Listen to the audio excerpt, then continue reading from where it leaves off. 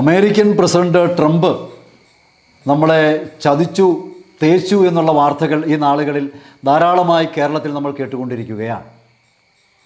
ഈ വാർത്തകൾ കൂടുതൽ കടന്നു വരാനുള്ള കാരണം ട്രംപിൻ്റെ സൗദി ഖത്തർ സന്ദർശനത്തോടനുബന്ധിച്ചാണ് കൂടുതലായും ഇത്തരം ചർച്ചകൾ നടന്നത്. പാകിസ്ഥാനും ഇന്ത്യയുമായി നടന്ന യുദ്ധത്തോടനുബന്ധിച്ചും യുദ്ധസമാനമായ സാഹചര്യത്തോടനുബന്ധിച്ചും ട്രംപ് പറഞ്ഞു ഞാൻ ഇടപെട്ടിരുന്നുവെന്ന ട്രംപിൻ്റെ വാദവും, എന്നാൽ അത് വെറും തള്ളു മാത്രമാണെന്നുള്ള മറുവാദവുമെല്ലാം നമ്മൾ കേട്ടുകൊണ്ടിരിക്കുകയാണ്.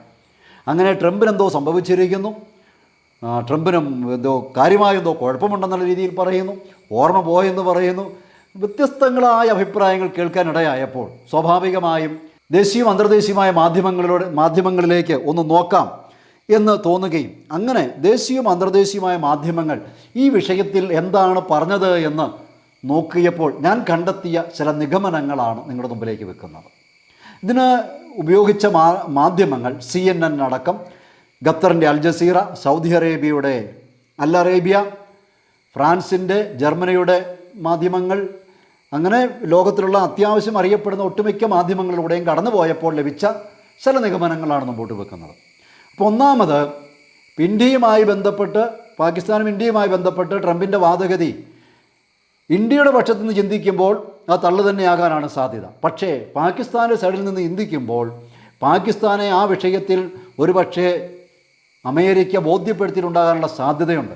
അതുകൊണ്ടാണല്ലോ IMFൽ നിന്ന് പാകിസ്ഥാനിൽ ലോൺ അനുവദിക്കാനിടയായത്. കാരണം ഈ IMFനെ ഏറ്റവും കൂടുതൽ സ്വാധീനിക്കാൻ കഴിയുന്ന രാഷ്ട്രങ്ങളിലൊന്ന് അമേരിക്കയാണ്. അപ്പോൾ സ്വാഭാവികമായും വെടിനിർത്താൻ പാകിസ്ഥാനെ അമേരിക്ക നിർബന്ധിച്ചിട്ടുണ്ടാകാം. അതുകൊണ്ട് തന്നെ ആ ട്രംപിൻ്റെ അവകാശവാദം പാകിസ്ഥാൻ്റെ സൈഡിൽ നിന്ന് ശരിയാകാനുള്ള സാധ്യതയുമുണ്ട് എന്നുള്ളതാണ് ചില വാർത്താമാധ്യമങ്ങൾ നമുക്ക് മനസ്സിലാക്കാൻ സാധിക്കുന്നത്. രണ്ടാമത്, ഖത്തറിനോട് പറഞ്ഞു തീവ്രവാദവുമായി ബന്ധപ്പെട്ട എല്ലാവരെയും പുറത്താക്കണമെന്ന് പറഞ്ഞ് ഖത്തറിൻ്റെ മുമ്പിലേക്ക് ട്രംപ് കടന്നു ചെല്ലുകയും അവരുമായി വലിയ വലിയ സഹകരണങ്ങളിലേക്ക്, കരാറുകളിലേക്ക് ട്രംപ് കടന്നു പോകുന്നത് നമ്മൾ കാണുകയുണ്ടായി. അതേപോലെ തന്നെ അമേരിക്ക അടങ്ങുന്ന രാഷ്ട്രങ്ങൾ കടുത്ത തീവ്രവാദിയായി മുദ്രകുത്തിയിരുന്ന സിറിയയുടെ ഭരണാധികാരിക്ക് ട്രംപ് കൈനീട്ടി കൊടുക്കുന്നത് ട്രംപിനെ അനുകൂലിക്കുന്നവർ അത്ഭുതത്തോടെയാണ് നോക്കിക്കണ്ടത്. അതുമല്ല, സിറിയയെ അംഗീകരിച്ചുകൊണ്ട് സിറിയയുടെ മേലുള്ള ഉപരോധം നീക്കിക്കൊണ്ട് ട്രംപ് പ്രസ്താവന ഇറക്കുന്നത് സൗദി അറേബ്യയിൽ വെച്ചാണ്. അപ്പോൾ അവിടെ സൗദി അറേബ്യയ്ക്ക് ഇസ്ലാമിക ലോകത്തിൻ്റെ മുമ്പിൽ അത് വലിയൊരു നേട്ടമായി മാറി. പകരമായിട്ട് എന്തുണ്ടായി? ഭീമമായ തുകയുടെ ഇൻവെസ്റ്റ്മെൻറ്റ് സൗദി അറേബ്യ അമേരിക്കയിൽ നടത്തി. ഖത്തറിലും കടന്നു ചെന്നു. ഖത്തറിലായിക്കൊള്ളട്ടെ അമേരിക്കൻ വിമാന കമ്പനിയിൽ നിന്ന് 160ഓളം വിമാനങ്ങൾ വാങ്ങുവാനുള്ള ഭീമമായൊരു സംഖ്യയുടെ കരാറിന് ഖത്തറും ഏർപ്പെട്ടു. അപ്പോൾ അന്തർദേശീയ മാധ്യമപ്രവർത്തകരിൽ പലരും പറയുന്നത് ട്രംപ് ഒന്നാന്തരം കച്ചവടക്കാരനാണ്. ഒന്നാമത്. രണ്ടാമത്, ട്രംപിനെ സംബന്ധിച്ച് അമേരിക്ക ഫസ്റ്റ് എന്നുള്ളതാണ് ട്രംപിൻ്റെ നിലപാടെന്നുള്ളതാണ്. ഏതുറക്കത്തിൽ വിളിച്ച് ചോദിച്ചാലും ഞങ്ങൾക്ക് അമേരിക്കയ്ക്കും വേണമെന്ന് പറയുന്ന ഒരു മെൻറ്റാലിറ്റിയുള്ള ഒരു അമേരിക്കക്കാരനാണ്, ഒരു കച്ചവടക്കാരനാണ് ട്രംപ് എന്നുള്ളതാണ്. പിന്നെ മറ്റൊരു പ്രധാനപ്പെട്ട വിഷയമായി നിരീക്ഷകർ പറയുന്നത് ചൈനയും റഷ്യയും അറബ് ലോകത്ത്, ഇസ്ലാമിക ലോകത്ത് പിടിമുറുക്കാൻ ഇങ്ങനെ എപ്പോഴും രംഗത്തുണ്ട്. അപ്പോൾ സ്വാഭാവികമായി ചൈനയുടെയും റഷ്യയുടെയും സ്വാധീനം സൗദി, UAE, ഖത്തർ ഈ രാഷ്ട്രങ്ങളിൽ കുറയ്ക്കാനുള്ള ശക്തമായൊരു നടപടിയാണ് ട്രംപ് ഭരണകൂടം എടുത്തിരിക്കുന്നത് എന്നുള്ളതാണ്. അത് ട്രംപിനെ വിമർശിക്കുന്നവരുടെ പോലും കയ്യടി നേടുവാൻ ട്രംപിന് അമേരിക്കയിലും വിദേശ രാഷ്ട്രങ്ങളിലും കാരണമായി ട്രംപിൻ്റെ ഈ നീക്കം. കാരണം അത്ര വലിയ ഇൻവെസ്റ്റ്മെൻറ്റാണ് ഖത്തറും സൗദിയും നടത്തിയത് എന്നുള്ളതാണ്. മാത്രവുമല്ല, ഖത്തറും സൗദിയും UAEയും എന്ന് പറയുന്നതാണ് ഇസ്ലാമിക ലോകത്തിൻ്റെ നേതൃത്വം. അപ്പം അവരെ ഒപ്പം നിർത്തിയാൽ സ്വാഭാവികമായും ചൈനയ്ക്ക് അമേരിക്കയ്ക്ക് ലോക പോലീസ് എന്നുള്ള ആ സ്ഥാനം നിലനിർത്താൻ സാധിച്ചു.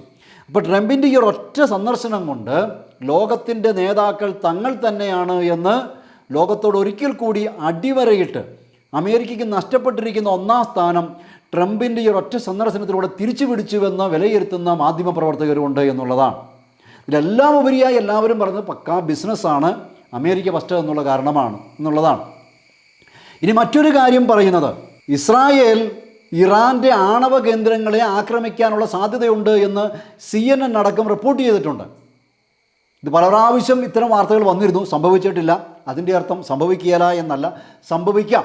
അപ്പം ഇസ്രായേലും അമേരിക്കയും കൂടി ഇറാൻ്റെ ആണവ കേന്ദ്രങ്ങളെ ആക്രമിക്കും എന്ന് കരുതുക, അല്ലെങ്കിൽ ആക്രമിച്ചു എന്ന് കൂട്ടുക. അങ്ങനെ വന്നാൽ സൗദിയും ഖത്തറും ഓൾറെഡി വലിയ ഇൻവെസ്റ്റ്മെൻറ്റ് അമേരിക്കയിൽ നടത്തിയിരിക്കുന്നതിനാൽ അവർക്ക് പിന്നോട്ട് പോകാൻ പറ്റാത്തൊരവസ്ഥയുണ്ടാവുകയും പിന്നോട്ട് പോയാൽ അവർക്കത് ഭീമമായ നഷ്ടത്തിലേക്ക് മാറുകയും ചെയ്യുന്നൊരു സാഹചര്യം ഉണ്ടാകണം. അപ്പോൾ ഓടുന്ന പട്ടിക്ക് ഒരു മുഴം മുന്നേ എന്ന് പറയുന്ന പരിപാടിയാണ് എന്നുള്ള അമേരിക്കൻ നയതന്ത്രത്തിൻ്റെ വിജയമാണ് എന്ന് വായിച്ചെടുക്കുന്നവരുമുണ്ട്. വേറൊരു വിഷയമെന്ന് പറയുന്നത് സൗദിയും ഖത്തറും ഉള്ളിൻ്റെ ഉള്ളിൽ പരസ്പരം വിശ്വാസമില്ലാത്ത രണ്ട് രാഷ്ട്രങ്ങളാണ്. നമുക്കറിയാം 2018 ഖത്തറിനും സൗദിയും തമ്മിൽ കരമാർഗത്തിൽ അതിര് പങ്കിടുന്ന അതിര് പങ്കിടുന്ന ഏക രാഷ്ട്രം സൗദി അറേബ്യയാണ്.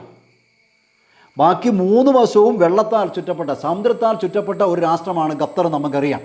അപ്പോൾ സൗദി അറേബ്യ ഖത്തറുമായിട്ടുള്ള അതിർത്തിയിൽ ഒരു കനാൽ നിർമ്മിക്കാൻ തീരുമാനിച്ചിരുന്നു, സാൽവ കനാൽ. ഈ സാൽവ കനാൽ സൗദി നിർമ്മിച്ചാൽ ഖത്തർ സ്വാഭാവികമായും ഒരു ദ്വീപായി മാറും, പൂർണ്ണമായ ഒരു ദ്വീപായി മാറും. അങ്ങനെ ഖത്തറിനെ തൻ്റെ ചൊൽപ്പടിക്ക് കൊണ്ടുവരാൻ സൗദി 2018 പരിശ്രമിച്ചിരുന്നു. അതിൻ്റെ കാരണമായി പറയുന്നത് ഖത്തർ തീവ്രവാദത്തെയും ഭീകരവാദത്തെയും പ്രോത്സാഹിപ്പിക്കുന്നു എന്നുള്ളതാണ്.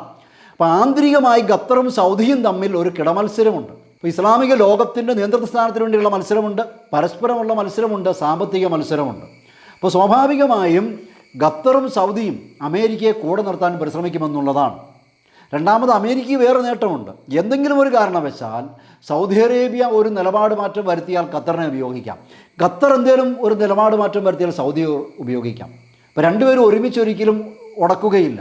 അപ്പം ഇങ്ങനെ ശരിക്കും പറഞ്ഞാൽ നമുക്ക് ഒറ്റയടിക്ക് വായിച്ചെടുക്കാൻ സാധിക്കുന്നതിൽ ഏറെ കോംപ്ലിക്കേഷനുകൾ ഈ വിഷയത്തിൽ ട്രംപിൻ്റെ സന്ദർശനത്തിലും ട്രംപിൻ്റെ നിലപാട് മാറ്റങ്ങളിലും ഉണ്ട് എന്നാണ് ദേശീയവും അന്തർദേശീയവുമായ മാധ്യമങ്ങളുടെയും മാധ്യമപ്രവർത്തകരുടെയും നിരീക്ഷണത്തിൽ നിന്ന് മനസ്സിലാക്കാൻ സാധിക്കുന്നത്.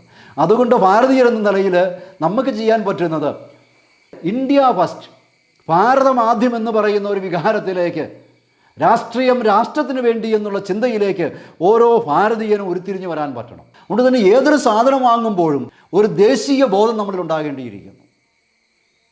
അതിനാണ് നമുക്ക് ആ കാര്യത്തിൽ ട്രംപ് നമുക്കൊരു മാതൃകയാണ്. മറ്റൊന്ന്, വേറൊരു ഉദാഹരണം കൂടി പറഞ്ഞു നിർത്താം. പുതിയ മാർപ്പാപ്പ അധികാരം തിരഞ്ഞെടുക്കപ്പെട്ടപ്പോൾ ട്രംപിനോട് മാധ്യമപ്രവർത്തകർ ചോദിച്ചു, പുതിയ മാർപ്പാപ്പയെക്കുറിച്ച് എന്ത് പറയുന്നു? ട്രംപ് പറഞ്ഞു, he's an American and it's great honour for us. ഞങ്ങൾക്കിത് വലിയ ബഹുമതിയാണ്, അദ്ദേഹം ഒരു അമേരിക്കക്കാരനാണ്, അപ്പോൾ എന്തുണ്ടെങ്കിലും ഞങ്ങൾക്കും വേണം ഒരെണ്ണം എന്ന് പറയുന്ന ഒരു മനോഭാവമാണ് ട്രംപിനുള്ളത്. മറ്റൊന്ന്, ഏറ്റവും അവസാനമായി, ഇത് ഇന്ന് ലോകത്ത് നടക്കുന്ന യുദ്ധം സാമ്പത്തിക യുദ്ധമാണ്. അതിനുവേണ്ടി സൈനിക യുദ്ധങ്ങൾ നടക്കുന്നുവെന്നേ ഉള്ളൂ. 1-ാം സ്ഥാനം ഇന്ന് ലോകത്ത് നടക്കുന്ന സാമ്പത്തിക യുദ്ധമാണ്. അതുകൊണ്ട് തന്നെയാണ് അമേരിക്കൻ രാഷ്ട്രീയം എന്ന് പറയുന്നത് ലോബിയിങ്ങിന് വിധേയമാണ് എന്ന് നമ്മൾ പറഞ്ഞു കേട്ടിട്ടുണ്ട്. ഇന്ന് അമേരിക്കൻ പൊളിറ്റീഷ്യൻസിനെ സ്വാധീനിക്കാൻ ഏറ്റവും കൂടുതൽ പണം ഇൻവെസ്റ്റ് ചെയ്യുന്ന രാഷ്ട്രം ഖത്തറാണ്. ഇസ്രായേൽ അമേരിക്കയിൽ മുടക്കുന്നതിൻ്റെ 3 ഇരട്ടി പൈസയാണ് ഖത്തർ അമേരിക്കയെ സ്വാധീനിക്കാൻ വേണ്ടി ഉപയോഗിക്കുന്നതെന്നാണ് പറയുന്നത്. അതേപോലെ തന്നെ അമേരിക്കയുടെ പല മേഖലകളും ഭീമമായ സംഖ്യ ഖത്തർ ഇൻവെസ്റ്റ് ചെയ്തുകൊണ്ടിരിക്കുകയാണ് അമേരിക്കയെ സ്വാധീനിക്കുന്നതിന് വേണ്ടി. അപ്പം സ്വാഭാവികമായും സൗദി അറേബ്യയും മത്സരിച്ച് രംഗത്ത് വരും. ഇതെല്ലാം ഒന്നാന്തരം ബിസിനസ്സാണ് നടന്നുകൊണ്ടിരിക്കുന്നത് എന്നുള്ളതാണ്. അപ്പോൾ ഇതെല്ലാമാണ് ഇതിൻ്റെ ഒരു പശ്ചാത്തലമായിട്ട് എനിക്ക് പറയാനുള്ളത്. അതുകൊണ്ട് ട്രംപ് തേച്ചോ എന്നുള്ളതോ, അല്ലെങ്കിൽ ട്രംപിന് സമനില തെറ്റിയോ, ട്രംപിന് എന്തോ കാര്യമായ കുഴപ്പമുണ്ടോ എന്നുള്ളതല്ല നമ്മൾ ചിന്തിക്കേണ്ട. മറിച്ച് നമ്മളും നമ്മുടെ ദേശത്തെക്കുറിച്ച് അഭിമാനം കൊള്ളുകയും നമ്മുടെ ദേശത്തിൻ്റെ ഉൽപ്പന്നങ്ങൾ വാങ്ങുവാനും നമ്മുടെ കർഷകരുടെ ഉൽപ്പന്നങ്ങൾ വാങ്ങുവാനും അങ്ങനെ നമ്മുടെ രാഷ്ട്രത്തിൻ്റെ പുരോഗതി മുന്നോട്ട് വെക്കാനും മുൻപിൽ കണ്ടുകൊണ്ട് നീങ്ങാനും നമ്മൾ ഓരോരുത്തരും തയ്യാറായാൽ ഇവരെല്ലാം നമ്മുടെ പുറകെ വരുമെന്നുള്ളതാണ്. താടിയുള്ളപ്പനെ പേടിയുണ്ടെന്ന് ചൊല്ലി കേട്ടിട്ടില്ലേ? കാരണം 150 കോടിയോളം ജനങ്ങളുള്ള ലോകത്തിലെ ഏറ്റവും വലിയ മാർക്കറ്റാണ് നമ്മൾ. ആർക്കും അവഗണിക്കാൻ പറ്റാത്തൊരു മാർക്കറ്റ്. ആ മാർക്കറ്റിന് ഇനി ഉണ്ടാകേണ്ടത് ഒരു അഭിമാനബോധമാണ്. ഭാരതീയനെന്ന, ഇന്ത്യക്കാരെന്ന ഒരു അഭിമാനബോധമാണ് നമുക്ക് ഈ സാഹചര്യങ്ങളിൽ ഉണ്ടാകേണ്ടത്. അതിനാണ് ഞാൻ പറഞ്ഞത് ട്രംപ് നമുക്കൊരു മാതൃകയാണ് എന്ന്.